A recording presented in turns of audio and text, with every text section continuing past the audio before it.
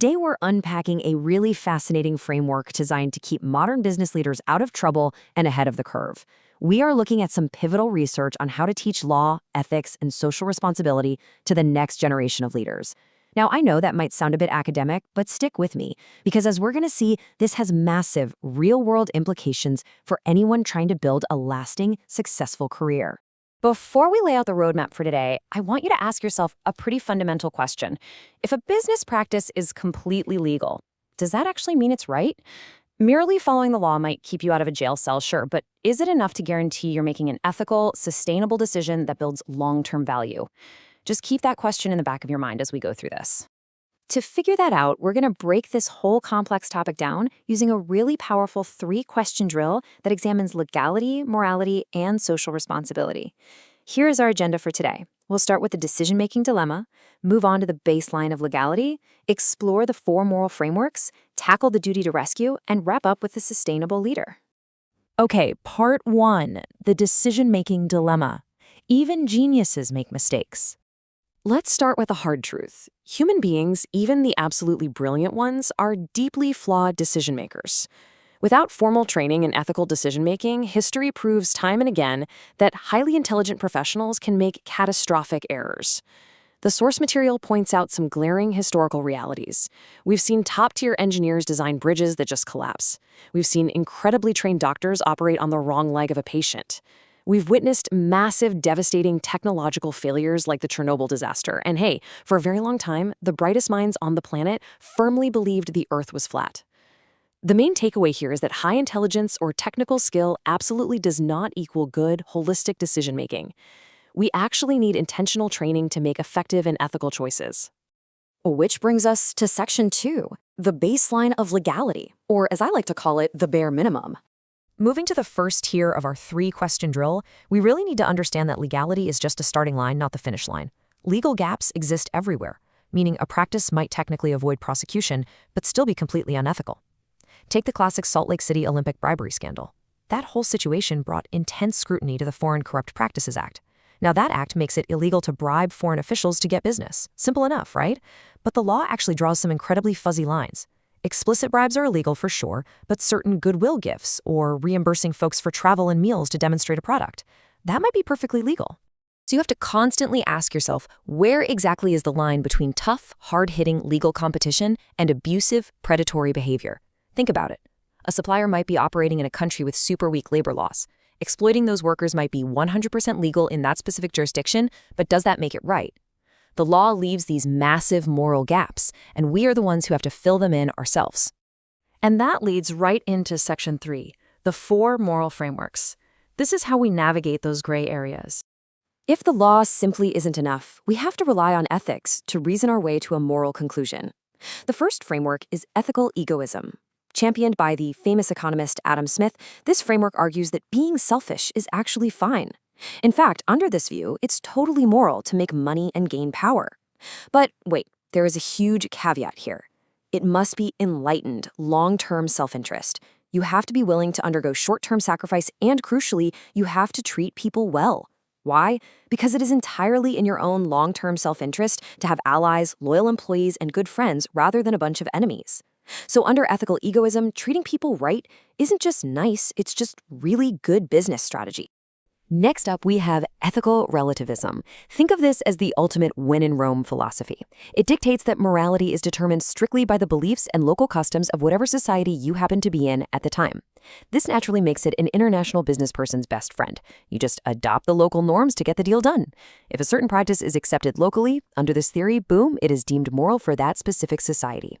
However, relying solely on local customs can be a really dangerous game. The authors cite a crazy example with JP Morgan in China. They created this Sons and Daughters program, basically giving incredibly lucrative consulting jobs to the children of foreign officials to help secure business. While they might have argued they were just adopting local cultural norms of doing business, it still resulted in a massive $200 million legal fine back home under anti-bribery laws. So relativism definitely has some severe, very expensive limits.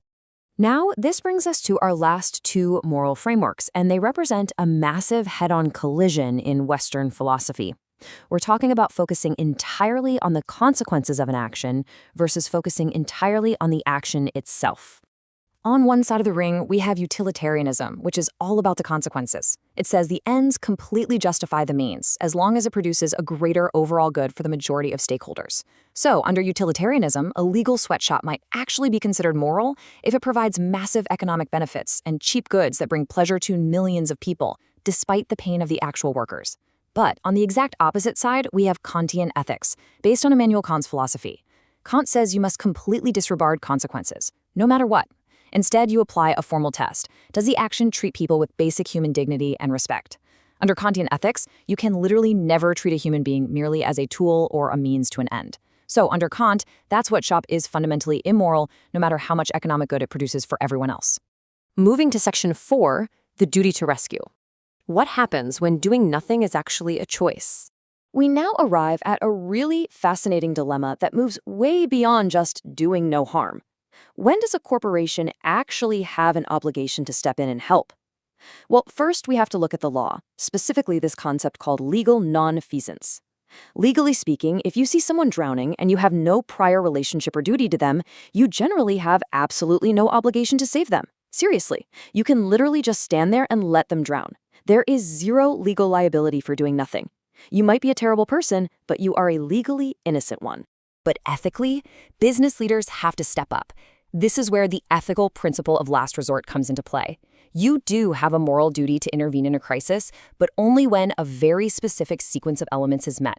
It starts with a clear need, and you actually having the physical proximity to the situation. Then you must actually have the capability to help. Next, you must be the last resort for this victim. And finally, and this is key, intervening must not cause equal or greater harm to yourself. It's this building logic that guides when you must take action. So, the absolutely crucial point here is that your moral obligation to act completely vanishes if the rescue attempt brings equal or greater harm to yourself. If you're a great swimmer, yeah, you have a moral duty to jump in and save that drowning victim. But what if there is a shark circling the victim in the water? Boom. Your moral duty to rescue is instantly canceled because of the immense danger to your own life. And this applies to business too.